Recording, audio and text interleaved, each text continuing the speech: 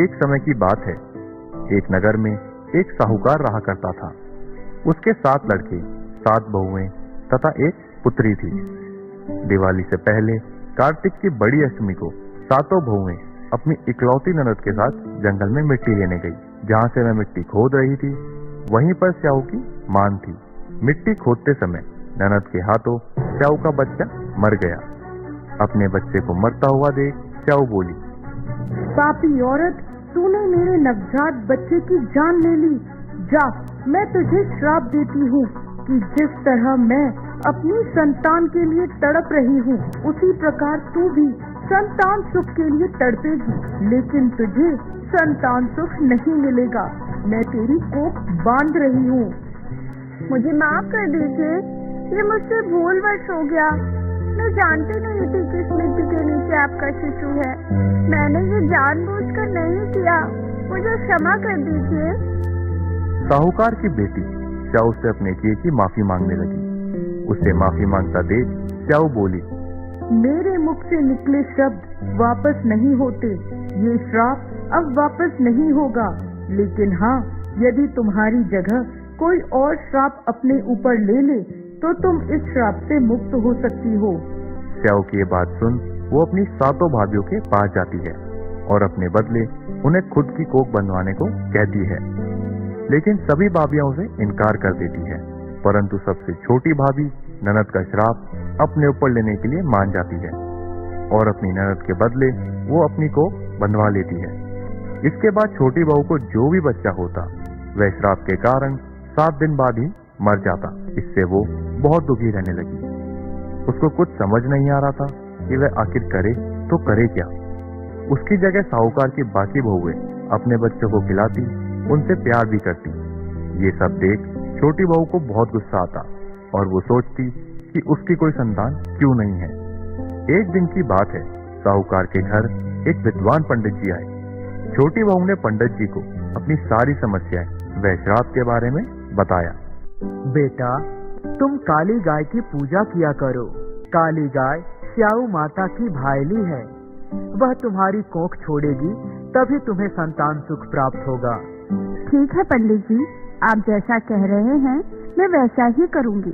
पंडित जी के बोलने के बाद साहूकार की छोटी बहू काली गाय की सेवा करने लगी। वो प्रातःकाल उठकर चुपचाप काली गाय को चारा डालाती और उसके आसपास साफ सफाई कर देती।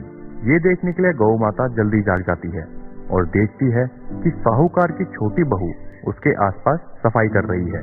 गौ माता उसकी मेहनत से बहुत प्रसन्न होती है और उसे कहती है, तू मेरी इतनी सेवा क्यों कर रही है? तेरी क्या इच्छा है? बता, मैं तेरी सेवा से बहुत प्रसन्न हूँ। मांग, क्या मांगती है? गौ माता, मैंने सुना है कि स्याऊ माता तुम्हारी भाईली है और उन्होंने मेरी कोख बांध रखी है। क्या आप उनसे मेरी कोख खुलवा देंगी? अब तू कह रही है तो मुझे करना ही पड़ेगा। इसके लिए हमें स्याऊ माता के पास जाना पड़ेगा, जो यहाँ से काफी दूर 7 समुद्र पार रहती है। इसके बाद गौ माता 7 समुद्र पार अपनी सहेली के पास उसको लेकर जाती है। रास्ते में कड़ी धूप थी, इसलिए दोनों एक पेड़ के नीचे बैठ गई। उसी पेड़ पर गरुड़ पंखनी के बच्चे थे। थोड़ी देर में एक सांप वहां आ जाता है और बच्चों को खाने के लिए वो पेड़ पर चढ़ जाता है। तभी सांप को छोटी बहू देख लेती है और उसे ये समझने में जरा भी देर नहीं लगती कि ये सांप गरुड़ पंखनी के बच्चों को खाने जा रहा है। छोटी बहू बच्चों को बचाने के लिए उस सांप को लाठी से पीट कर मार देती है। उसी समय गरुड़ पंखनी आई तो वहां खून पड़ा देखकर साहूकार की बहू को चोंच मारने लगी। उसे लगा कि साहूकार की बहू ने लाठी से उसके बच्चों को मार दिया। पापी औरत, तूने इतनी बेरहमी से मेरे बच्चों को मार दिया। मैं तुझे नहीं छोड़ूंगी। मैंने तेरे बच्चे को मारा नहीं है, बल्कि सांप से तेरे बच्चे को बचाया है। ये देख, ये सांप तेरे बच्चे को डसने आया था। मैंने तो तेरे बच्चे की रक्षा की है। मांग, तू क्या मांगती है? तेरे इस उपकार के बदले मैं तेरी कैसे सहायता कर सकती हूँ? यहाँ से 7 समुंदर पार स्याऊ माता रहती है, हमें तुम उनके पास पहुँचा दो। इसके बाद गरुड़ पंखनी ने दोनों को अपनी पीठ पर बिठाया और उन्हें लेकर उड़ गई और 7 समुद्र पार कर दोनों को स्याऊ माता के पास पहुंचा दिया। स्याऊ माता गाय को देखकर बोली, आओ आओ बहन, बहुत दिनों में आई हो। सुनो, मेरे सिर में जुएं पड़ गई हैं, जरा निकाल दो। मैं निकाल देती हूँ, आप परेशान न होइए। साहूकार की बहू ने स्याऊ की सारी जुएं निकाल दी। इस पर स्याऊ माता प्रसन्न होकर बोली, अरे वाह, आनंद आ गया, तुमने तो मेरे सर की सारी जुएं निकाल दी। जा, मैं आशीर्वाद देती हूँ कि तेरे 7 बेटे और 7 बहुएं हों। माता, मेरी एक संतान भी नहीं हो सकती, 7 कहाँ से होंगे? वचन दिया है, वचन से फिरूंगी तो धोबी के कुंड में नहाऊंगी। माता, मेरी कोख तो तुम्हारे पास बंद पड़ी है। ओह, तूने तो मुझे ठग लिया। मैं तेरी कोख खोलती तो नहीं, लेकिन अब खोलनी पड़ेगी।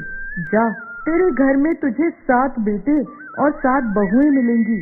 अब तू अपने घर जा और अहोई माता का उद्यापन कर और व्रत करके 7 कढ़ाई बनाना। स्याऊ माता से आशीर्वाद लेकर वह घर आई तो उसने देखा कि घर में 7 बेटे और 7 बहुएं बैठी है। यह देख वह बहुत खुश हुई। उसने 7 कढ़ाई बनाई और व्रत करके अहोई का उद्यापन किया। स्याऊ माता के आशीर्वाद से छोटी बहू का घर चहक उठा था।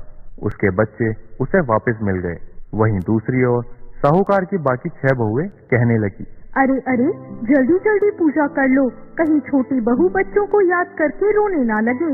बेटा चिंटू, जाओ एक बार चाची को देखकर आओ, वो क्या कर रही है। अपनी माँ की बात सुनकर बच्चा भागते हुए छोटी बहू के घर पहुंचा। वहाँ पर उसने देखा कि वहाँ पर कितनी चहल पहल हो रही है और साहूकार की छोटी बहू कुंड मांज रही है। चिंटू ने यह देखा और वापस जाकर सबको बता दिया। यह सुनते ही जेठानियां दौड़कर उसके घर गई और सब अपनी आंखों से देखकर चौंक गई। उनकी हैरानी का कोई ठिकाना नहीं था। उन्होंने देखा कि छोटी बहू अपने 7 बच्चों और बहुओं के साथ अहोई का उद्यापन कर रही है। दीदी, ये सब क्या तुम्हारी संतानें हैं? हाँ, ये मेरा परिवार है। पर तुमको तो स्याऊ माता ने श्राप दिया था, तुमने कोख कैसे खुलवाई? तुमने तो कोख बंधाई नहीं, मैंने बंधा ली।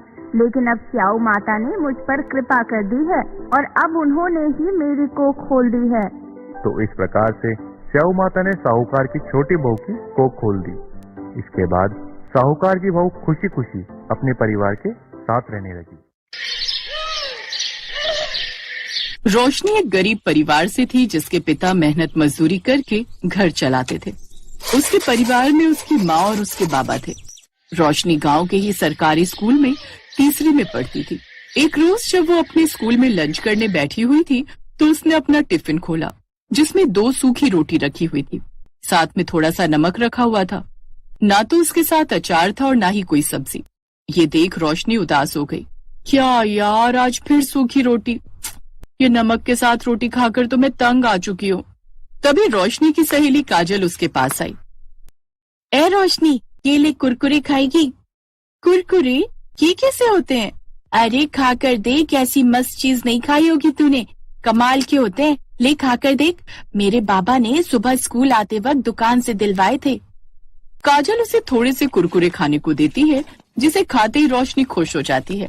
लेकिन वो थोड़े से ही कुरकुरे थे और उसे भूख जोरों की लगी थी, इसलिए उसने अपनी रोटी निकाली और उसके अंदर कुरकुरे भरकर उसका रोल बनाकर खाने लगी। रोशनी जैसे ही वो कुरकुरे रोटी के साथ खाती है तो उसका स्वाद उसे बड़ा ही स्वादिष्ट लगता है। वाह यार, ये तो बड़े ही कमाल की चीज है। ए सुन ना काजल, थोड़ी सी और दे देना। हाँ हाँ, ये ले। रोशनी ने दूसरी रोटी भी कुरकुरे के साथ खा ली। दरअसल रोशनी का परिवार गरीब था और सब्जियों के दाम आसमान छू रहे थे और उनकी इतनी कमाई नहीं थी कि वो इतनी महंगी सब्जियां बनाकर खा सके। कुछ दिन बाद फिर काजल स्कूल में कुरकुरे लेकर आई तो इस बार एक पैकेट वो रोशनी के लिए भी ले आई। उस रोज रोशनी के दिमाग में ना जाने क्या आया। उसने थोड़े से कुरकुरे खाए और बाकी घर ले आई। फिर शाम को जब उसकी माँ आटा गूंथ रही थी तो उसने जानबूझकर वो कुरकुरे उस आटे में डाल दिए। ये तूने क्या किया? एक तो पहले ही घर में राशन इतना कम है, ऊपर से तुमने ये आटे में क्या मिला दिया? माँ, ये कुरकुरे है और इसको ना आटे में गूंथ कर सेक दो।